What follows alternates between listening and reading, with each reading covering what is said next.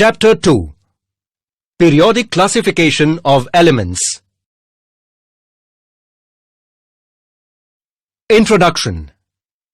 We have learnt in the earlier grades that matter is made up of small particles.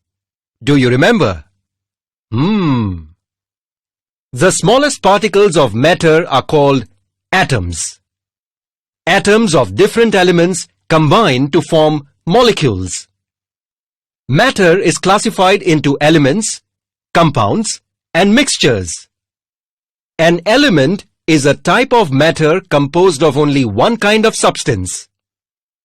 Generally, elements are classified into groups of metals, non-metals, and metalloids.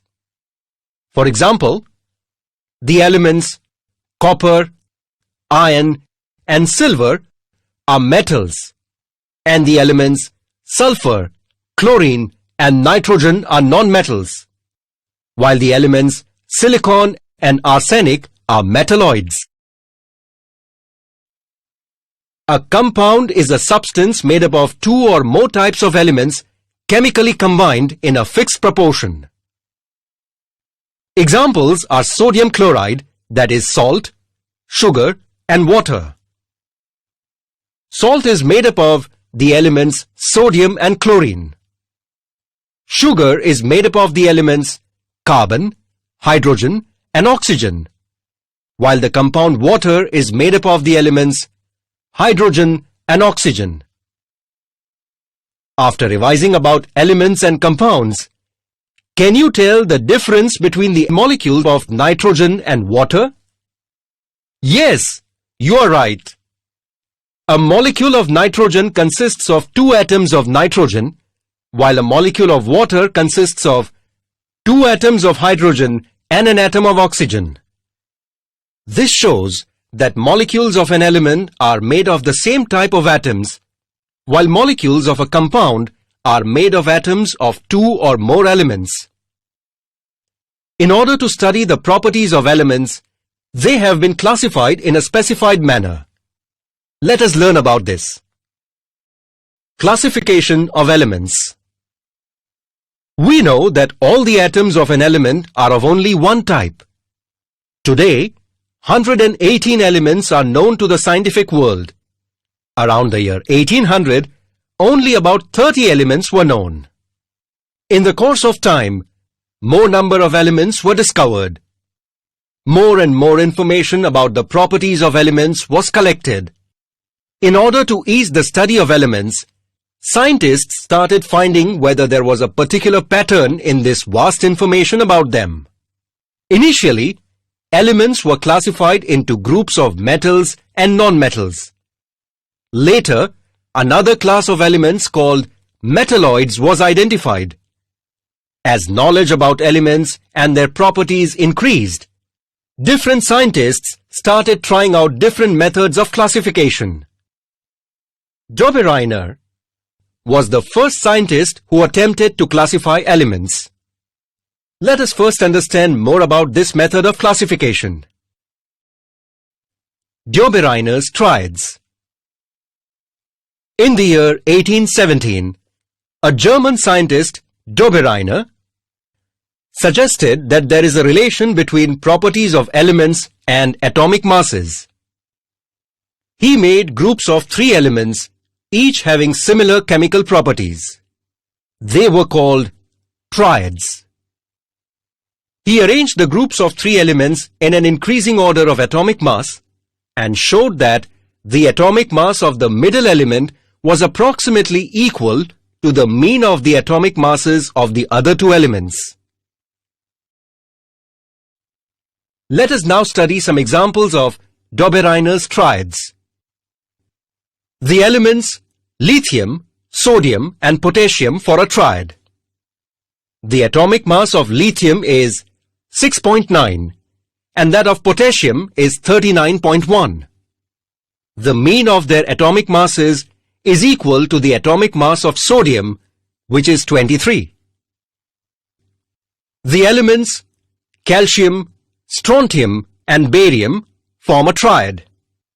The atomic mass of calcium is 40.1 and the atomic mass of barium is 137.3.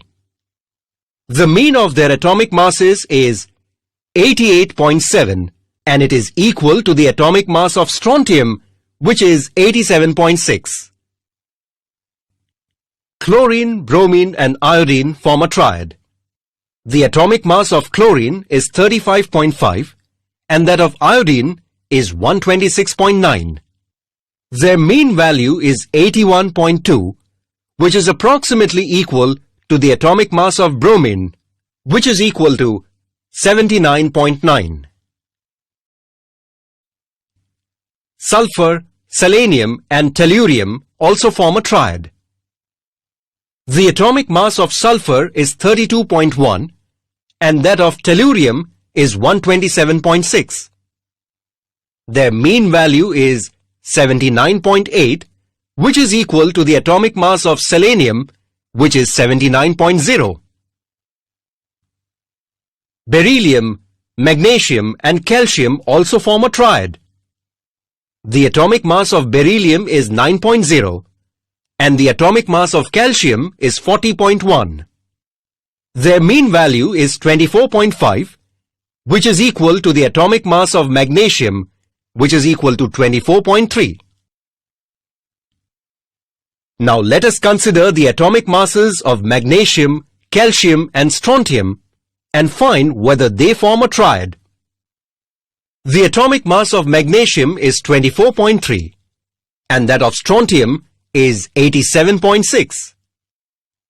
Their mean value is 55.9. This value is not equal to the atomic mass of calcium, which is 40. This shows that the elements magnesium, calcium and strontium is not a Dobereiner's triad. Thus, all the known elements could not be classified into the Dobereiner's triads. Therefore, this method could not be used for the classification of elements. After the failure of Dobereiner's triads, Newlands tried to classify elements. Let us acquaint ourselves with this system of classification. Newlands' law of octaves. The English chemist John Newlands tried to correlate atomic mass of elements with their properties in a different way. In 1866, Newlands arranged the elements known at that time in an increasing order of their atomic masses. This arrangement started with the highest element, hydrogen, and ended with thorium. He found that every eighth element has properties similar to those of the first. The element sodium is the eighth element from lithium, and they both have similar properties. Similarly, magnesium shows similarity to beryllium, and chlorine shows similarity to fluorine. Newlands compared this similarity with the octaves of music. He called this similarity between the eighth and the first element as the law of octaves. Do you know? In the Indian music system, there are 7 main notes, namely Sa, Re, Ga, Ma, Pa, Dha, Ni. And their collection is called Saptak. The frequency of the notes goes on increasing from Sa to Ni. After this comes Sa of the upper Saptak, which is at double frequency of the original Sa.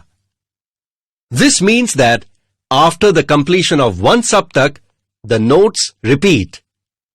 The 7 notes in Western music are Do, Re, Mi, Fa, So, La, Ti. The note Do with double frequency comes again at the 8th place.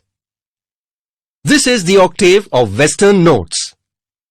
Music is created by using variation in these notes.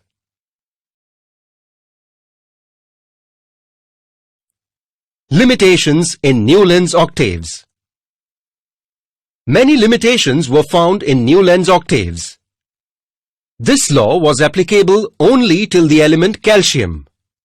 that is, the properties of every eighth element after calcium, were not similar to the properties of the first element. Newlands fitted all the known elements in a table of 7 into 8, that is, 56 boxes.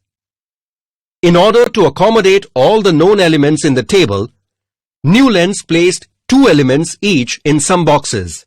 For example, cobalt and nickel, cerium and lanthanum.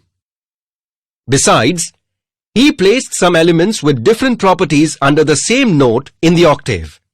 For example, Newlands placed the metals cobalt and nickel under the note Do, along with the halogens chlorine and bromine. On the other hand, he placed the element iron having similarity with cobalt and nickel away from them, along with the non-metallic elements oxygen and sulfur placed under the note T. Also, there was no provision for accommodating the newly discovered elements in Newlands' octave. The properties of the newly discovered elements later did not fit in Newlands' law of octaves. Later, Mendeleev tried to rectify these drawbacks and came up with his periodic table. Let us now discuss Mendeleev's periodic table in detail.